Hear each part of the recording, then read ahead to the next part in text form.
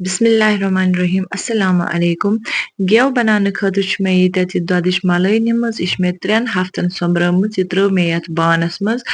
one निमो अस दियोन अम सतन दिमो अथ यह दियोन यह करो ब्लेंड थोड़ा यह मलाई गस थोड़ा यल हिच गसन क्याजकि यह फ्रिजस मज दरियामज वन मे ये गरम आब यह कोड़ मे डायरेक्ट गीजर मज यह बिल्कुल गरम अत मज हेको न अथ त्रयित कह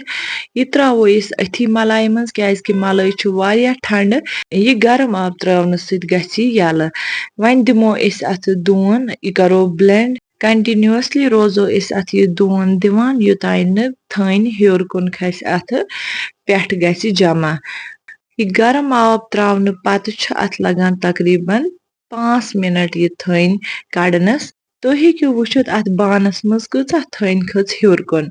युस यह थन बने यह बिल्कुल आब हिश यह यल यह लिक्विड फॉर्म मज क्याजकि अस त्रो अथ गरम आब यह पिघलेमज यह मे यथ मग मज आब थोमुत फ्रिजस मज अथ आइस बनोमुत शीन बनोमुत यह त्रो अस अथ मज क्याजकि यह आब अमुक गछ दोद आब ठंड युस थन यह गछ ठंड तो यह बन दर दर यह दर वन यह थन तम पत हेको अस यह अथ सत या चमचह सत नेबर कड़ित तुम हेकु वुचित यूता यह शीन रोज पिघलान अथ मज तूत रोज यह थन ते दर गछान वन हेकु तुम वुचित यथ पॉइंटस पे बिल्कुल थन असल पे ठंड गमज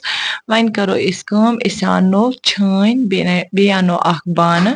तो यह छानो अस अमुक यह आब यह कड़ो नेबर यह दोद आब सिर्फ थो अस यह थन पथ कुन अथ बानस मज युस यह आब अथ बानस मज समी यह सुनो अस दरित युस अथ बानस मज अस वन यह थन अथ त्रो अस साफ आब ठंड आब तो यह करोन अक लटि वाश ताकि युस अथ मज बाकी दोद आब रूदमुत सह नेर नेबर तो सान थन मज रोज न कहें ते मुशुक यह थन कड़ो अस वन पन्ने अथ कि मदद सत अम बान मज नेबर यह त्रो बेकिस अकिस बानस मज तो करोन तथ मज जमा तुम हेकु वन यह थन इथे पे फ्रिजस मज थयित या हेकु तुम अथ नुन रस हना त्रयित तो पत हेकु इस्तेमाल करित त्वचन पे मगर बह बनाव अथ सरसी हने गेव वन हाव बह तुह गेव बनावनुक प्रोसेस ते यह मे रातस थोमुत फ्रिजस मज सुबहन के टाइम ओन मे यह थन फ्रिज मज कड़ित तो लोगुम इंडक्शन पे वन थो अस इंडक्शन फुल आंच पे यह थन गछ पिघलन यह कारोन अस असल पे युथे अथ 2-4 मिनट गसन ग्रेकान अथ पे खसान यह पोस हूँ यह गछ यह पोस सोरे खत्म गसन युस यह गेव अथ गछ बिल्कुल ट्रांसपेरेंट कलर इन अथ प्रोसेसस टाइम लगान तकरीबन हेक अथ लगित ओड गंट पे 1 घंट ते यूत ज्यादा थन आस तूत लग ज्यादा टाइम वन यह गेव असल पे कारन आमुत कहें अथ मज लज ट्रांसपेरेंसी इन मगर युस अथ मज यह चामन मौजूद यह गछ गसन तिथि कलरच युथ अस चामन फ्राई करान तुम हेकु वुचित अथ बानस किथ पे चामन हुंद यह फ्राइंग कलर गोल्डन कलर अथ आमुत अंद अंद यूत यह गेव असल पे पख्त पे कारन आस आमुत तूत अमिच शेल्फ लाइफ बढ़ान यह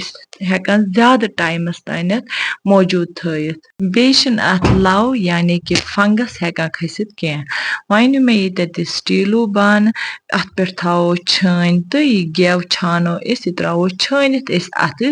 बानस मज यह रोज बिल्कुल साफ पे